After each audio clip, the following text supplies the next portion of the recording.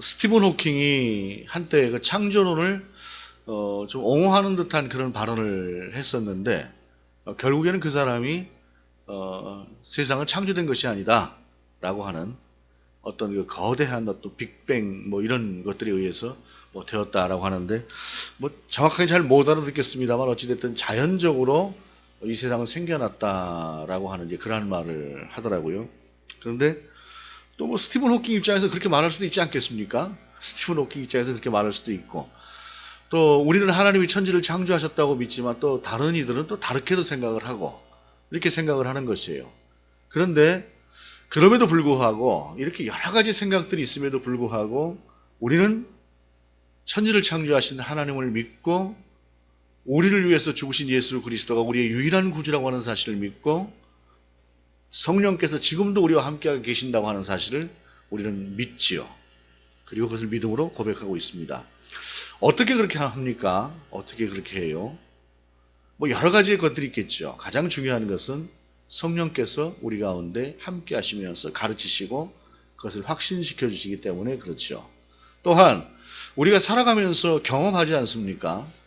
사람의 신앙이라고 하는 것이 항상 그렇게 막 뜨겁고 강하고 하지는 않아요. 그럼에도 불구하고 우리의 삶 가운데 개입하시는 그 하나님의 역사하심들이 돌아보면 돌아볼수록 순간순간마다 우리 가운데 함께 하시는 것들을 우리가 경험하는 것이에요. 많이 기도하는 사람은 사실 더 많이 경험합니다. 적게 기도하는 사람도 조금씩은 다 경험을 하죠. 그런 경험들이 쌓여서 그리고 성령께서 내 안에 그것들을 다시 한번 확인시켜 주심으로 우리는 성삼일체 하나님을 예배하는 그러한 사람들입니다. 무엇보다도 성령께서 우리를 그렇게 인도해 가신다라고 하는 사실입니다. 언젠가 제가 한번 제 자신을 가만히 돌아본 적이 있어요. 성경에 나오는 이 모든 말씀들을 내가 왜 이렇게 의심하지 않고 믿고 있지? 라고 생각을 제가 해본 적이 있습니다. 왜 내가 의심하고 하지 않고 믿고 있지? 사실 조금만 다른 각도로 돌아보고 좀 비틀어서 보려고 하게 되면은 아닌 것처럼 보이는 것들이 정말 많아요. 성경 안에. 그런데도 불구하고 제가 믿고 있더라고요. 근데 저는 이제 제가 스스로 가진 제 스스로의 좀 성격이나 이런 것들을 보게 되면 뭐가 논리적으로 딱 답이 나오지 않으면 저는 그걸 인정하지 않고 믿지 못하는 그런 사람이에요. 그런데 성경에 있는 말씀은 그대로 믿어져요. 결국에는 성령께서 내게 은혜를 주시는구나 라고 하는 생각을 하는 거죠. 그래서 우리가 성령이 아니면 은혜가 아니면 우리가 예수 그리스도를 구주라고 고백할 수 없고 삼위일체 하나님을 우리 하나님으로 고백하지 않을 수가 없는 그러한 말씀입니다. 오늘의 말씀은 그렇게 세상을 살아가는 하나님의 백성들에게 성령께서 어떻게 역사하시면서 또 하나님께서 우리를 어떻게 인도해 가시는가라고 하는 것들을 우리 가운데 보여주시는 말씀이에요. 14절에 보게 되면은 예루살렘에 있는 사도들이 사마리아도 하나님의 말씀을 받았다 함을 듣고 베드로와 요한을 보내매라는 말씀으로 시작을 합니다. 근데 이제 8장 처음을 딱 보게 되면 8장 처음이 굉장히 드라마틱한 부분이에요. 왜냐하면 7장에서 스데반이 긴 설교를 하고 죽어요. 죽는데 그 죽는 것을 바라보면서 그것을 죽는 걸 마땅하다 하고 여기는 한 사람이 등장을 하죠. 그 사람이 바로 바울입니다. 사울이라고 하는 이름으로 이때는 등장을 해요. 이후로 이제 바울이라고 부르는데 바울이 그러니까 성경에 사울이라고 되어 있지만 이 사람이 그걸 보고 마땅히 죽어야 마땅한 사람이 죽었다 라고 이제 그렇게 생각을 하는 것이죠. 그러면서 교회를 아주 잔멸하려고 달려들어요. 그러니까 적당하게 핍박을 하고 하는 것이 아니라 아예 교회 자체를 싹 없애버리려고 이 사람이 달려듭니다. 바울이. 그리고 모든 그 성도들이 그 환난 속에서 그 핍박 속에서 그 핍박을 표해서 예루살렘에서 다들 피하고 사방으로 흩어지게 됩니다. 이것이 8장 도입에 나오는 부분이에요. 그런데 우리가 이제 이 말씀을 보면서 어떤 말씀을 사도행전 속에서 기억을 할 필요가 있냐면 사도행전 1장 8절의 말씀이에요. 오직 성령이 너희에게 임하시면 너희가 권능을 받고 예루살렘과 유대와 사마리아와 땅 끝까지 이르러 내 증인이 되리라 라고 말씀을 하셨는데 예루살렘 교회가 상당히 커졌어요. 상당히 커지고 그 앞부분에 보게 되면은 베드로가 설교를 하고 나니까 한꺼번에 3,000명이 하나님께로 돌아오고 하는 이러한 역사들이 일어나지 않았습니까? 그러면서 예루살렘 교회가 아주 든든하게 섰는데 문제는 뭐냐면 이 예루살렘 교회가 예루살렘 안에서만 머물지 더 나아가질 않고 있는 거예요. 그런데 놀라운 것은 하나님께서 그 가운데 핍박을 한번 가하시니까 이 사람들이 사방으로 흩어지면서 세상 가운데 복음을 전하는 것이죠. 그러면서 사도행전 1장 8장에서 말씀하셨던 그 역사가 그대로 실현이 되는 거예요. 사람이 안 움직이니까 하나님께서 그들을 움직이시게 하는 거죠. 그래서 가끔 우리가 보게 되면 우리 인생 가운데 힘든 것들이 다가오기도 하고 또 어려움도 겪고 할 때에 이 모든 상황이라고 하는 것을 그냥 힘들다, 어렵다 라고만 받아들일 것이 아니라 이것 너머에 하나님께서 무엇을 원하시는 것일까? 또 이것을 통해서 나에게 어떤 상태를 원하시는 것일까? 라고 하는 것을 바라볼 필요가 있어요. 왜냐하면 사람은 하나님의 계획을 알 수가 없어요. 사람은 한 치 앞도 몰라요. 그러나 하나님께서는 우리에게 계획을 두고 인도하시기 때문에 그래요. 그렇기 때문에 설사 지금 상황이라고 하는 것이 낭망할 만하고 힘들 만하고 그냥 그만뒀으면 좋겠다 싶을 만큼 어렵다고 할지라도 그 상황을 통해서 하나님께서 그 다음을 준비하신 것이 있기 때문에 그래 이 다음이 뭘까? 라고 기대하면서 나아가는 그것이 그리스도인의 삶이에요.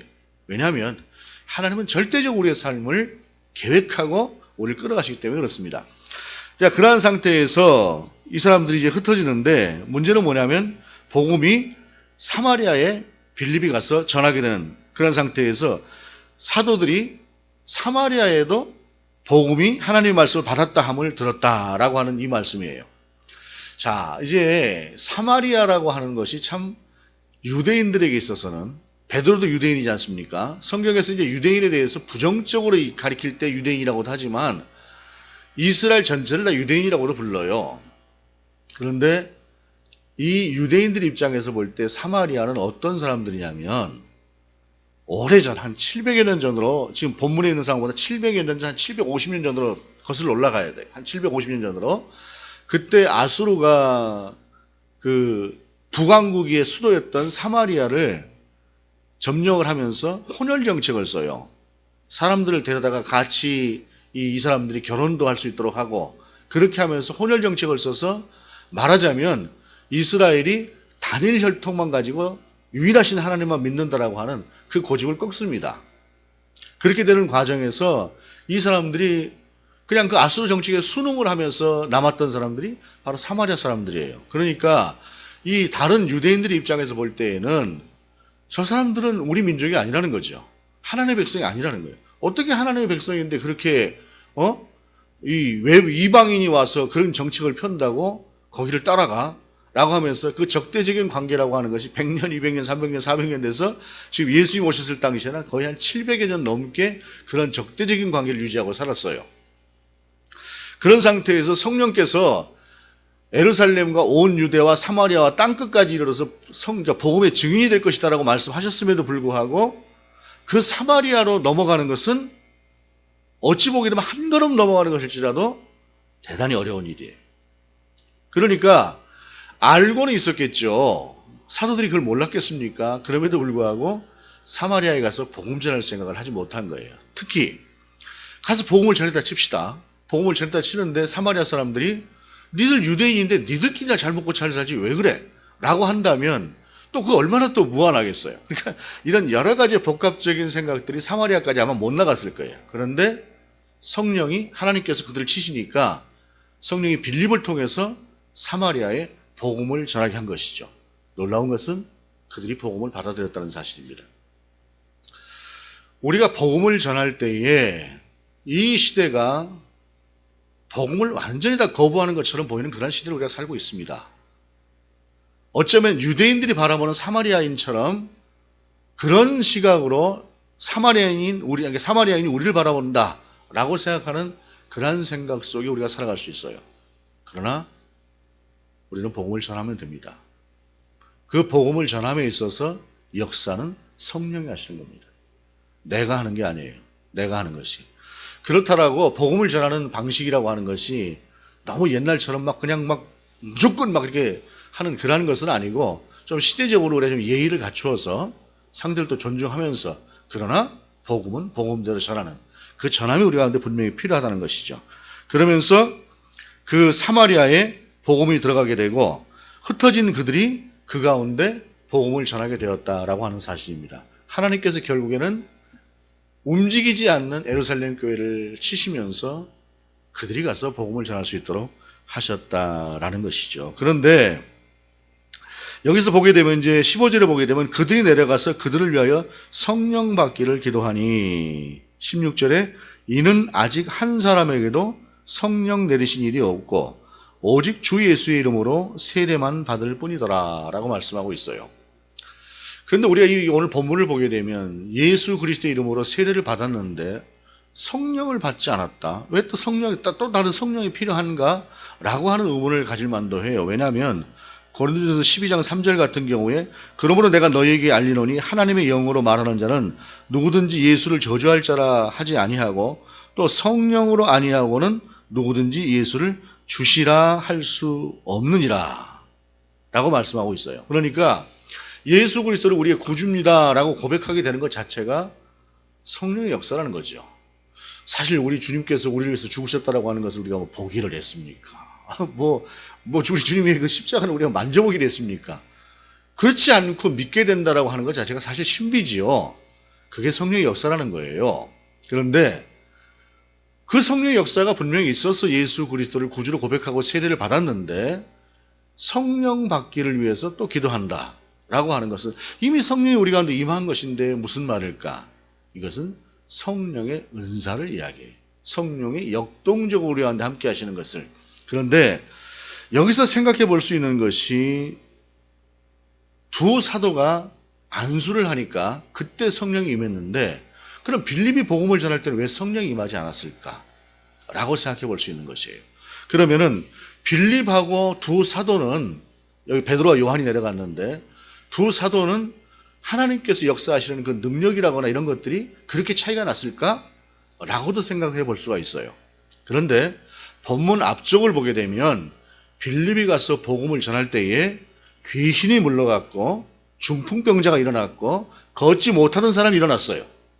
본문 뒤쪽을 보게 되면은 빌립을 하나님께서 인도해 가시는데 어디로 인도해 가시냐면은 이디오피아 내시가 있는 쪽으로 빌립을 인도해 갔어요. 그리고 그에 가서 복음을 전하라고 갔어요. 빌립이 그에게 복음을 전했어요. 그 이디오피아 내시가 우리는 내시하게 되면은 환관이라 이렇게 좀 쉽게 생각을 합니다만 굉장한 고관이에요. 이디오피아 내에서. 그 사람이 빌립의 말대로 복음을 받아들이고 더 이상 내가 망설일 필요가 없다. 나에게 세례를 달라. 해가지고 빌립이 가서 바로 세례를 베풀어요. 세례를 베풀고 옛날에 이제 원래 세례는 침례지요. 물에 담그는 거예요. 그런데 그 세례를 받고 물 밖으로 나왔어요. 물 밖으로 나오는데 성경은 뭐라고 이 말씀하시냐면은 하나님께서 주의 영이 빌립을 데려가심에 그 자리에 없었다라고 말씀하고 있어요. 그것은 뭐냐면 마치 엘리야를 엘리사 앞에서 데려가시는 것처럼 하나님께서 특별한 능력으로 이 빌립을 이디오피아 내시 앞에서 순간적으로 공간 이동을 시키셨다는 말과 같아요. 빌립이 이런 사람이에요. 빌립이 이런 사람. 그럼에도 불구하고 왜 빌립이 그 가운데 세례를 베풀고 할 때는 그런 성령의 역사가 일어나지 않았느냐라는 거예요. 여기서 우리가 생각해 볼 수 있는 것은 유대인과 사마리아의 오랜 동안 적대적인 관계라고 하는 것들이 예루살렘 교회의 가장 대표가 되는 두 사람이 왔을 때에 성령이 임하게 되므로 피차간의 그 거리라고 하는 것이 깨어질 수 있도록 하나님께서 역사하신 것이다 라고 이 본문의 말씀을 우리가 해석을 해볼 수가 있어요. 빌립이 모자라고 빌립보다 사도들이 얼마나 더 뛰어나고 해서 그런 것이 아니라 하나님께서 사도에게는 사도의 은혜를 주신 것이고 빌립에게는 전도자의 은혜를 주신 것이다 라고 하는 사실입니다. 사실 어떻게 보게 되면은 교회에서 말씀을 전하는 목회자가 말씀을 듣는 성도들보다 지적으로 더 뛰어나지 못한 그러한 경우가 많이 있을 수도 있어요. 그러나 중요한 것은 하나님께서 세우시고 하나님 앞에서 고민하고 하나님의 능력으로 말씀을 전하는 그런 것과 마찬가지로 하나님께서는 사도를 사용하시는 것과 빌립을 사용하시는 것이 달랐다라고 하는 사실입니다. 그러면서 오랫동안 적대 관계에 있었던 그들을 공적으로 허물어버리는 그러한 계기가 된 거예요. 빌립이 내려갔을 때는 단순히 예수 믿는 사람으로 내려가서 복음을 전한 것이에요. 그러나 베드로와 요한이 내려간 것은 정식으로 예루살렘 교회의 대표로서 교회 전체의 대표로서 그들 가운데 내려가는 것이고 그들에 의해서 성령이 임하는 것은 대표적인 자격으로 교회의 공적인 자격으로 그들이 교회 자체가 사마리아와 하나 되었다라고 하는 사실을 그 자리에서 보여주는 것이 되었다라고 하는 사실입니다. 그러면서 사마리아에 복음이 들어갔고 사마리아는 마침내 성령이 너에게 임하시면 너희가 권능을 받고라고 하는 그 약속 속에 포함되었던 것처럼 그 사마리아도 예수 그리스도의 교회로 예수 그리스도의 백성으로 들어올 수가 있었다라고 하는 사실입니다. 우리가 인생을 살아가면서 어찌 보게 되면은 하나님께서 우리 가운데 역사하시는 것이 무엇인지 또는 지금 내가 어떤 것들을 해야 되는 것인지 정확하게 이해하지 못할 때가 많습니다. 사실 하나님 좌로 가야 됩니까? 우로 가야 됩니까? 라고 하는 선택의 기로에 있을 때도 하나님께서 내게 들려주는 것이 잘못 듣는 경우도 있을 수 있습니다. 하나님 앞에 간절히 기도했음에도 불구하고 하나님은 돌아보면 내가 우로 갔어야 되는 것 같은데 라고 생각이 되는 경우도 있을 수 있어요. 그런데 중요한 것은 우리가 잘못 듣는다고 해서 하나님께서 우리를 잘못 인도하신다는 건 아니라는 말씀이에요. 우리는 하나님을 중심으로 바라보고 있고 비록 부족하고 연약하고 미련할지라도 마침내 하나님의 뜻을 깨달았을 때 순종으로 보답한다고 한다면 응답한다고 한다면 하나님은 예루살렘 교회를 움직이는 것처럼 우리의 인생도 그렇게 움직이실 것이라고 하는 사실입니다. 중요한 것은 내가 어떤 경우에도 하나님 말씀하시면 순종하겠습니다 라고 하는 그 결단의 자세로 살아갈 때에 하나님께서 우리의 미련함까지도 사용하신다라고 하는 사실입니다. 보충하신다라고 하는 사실입니다. 참 그 성령의 역동성에 대해서 우리가 좀 둔감한 시대를 살아가고 있는 것 같습니다. 저도 그렇고 여러분도 그렇고 이걸 부인하기는 어려운 것 같습니다. 그러나 그럼에도 불구하고 우리가 분명하게 이 시간 다시 한번 고백할 것은 하나님께서 우리를 인정하시고 우리를 인도하신다라고 하는 사실이고 또한 우리는 그 인도하심 앞에서 설사 내 미련함을 하나님께서 때리심으로 인도하신다고 할지라도 감사로 받고 하나님 제가 순종하겠습니다라고 하는 그 응답으로 하나님 앞에 우리가 돌려드릴 때에 우리는 하나님의 백성으로 하나님의 인도하심을 따라서 하나님의 보호하심 아래 살아가는 여전한 하나님의 백성이요 예수 그리스도의 피값으로 사신 바 된 하나님의 예수 그리스도의 사람들이다라고 하는 사실입니다. 오늘 그 주님 앞에서 우리 자신을 돌아보고 또한 주님 말씀하시면 우리가 순종으로 하나님 앞에 응답하겠다라고 하는 그 응답을 하나님 앞에 올려드리며 특별히 여러모로 우리의 신앙이 하나님 앞에서 온전치 못한 그러한 모습들을 잠시 후에 우리가 주님의 잔과 주님의 몸을 받으면서 그 은혜로 다시 한번 새롭게 되는 그러한 역사가 저와 여러분 가운데 있기를 원합니다. 기도하시겠습니다. 주님,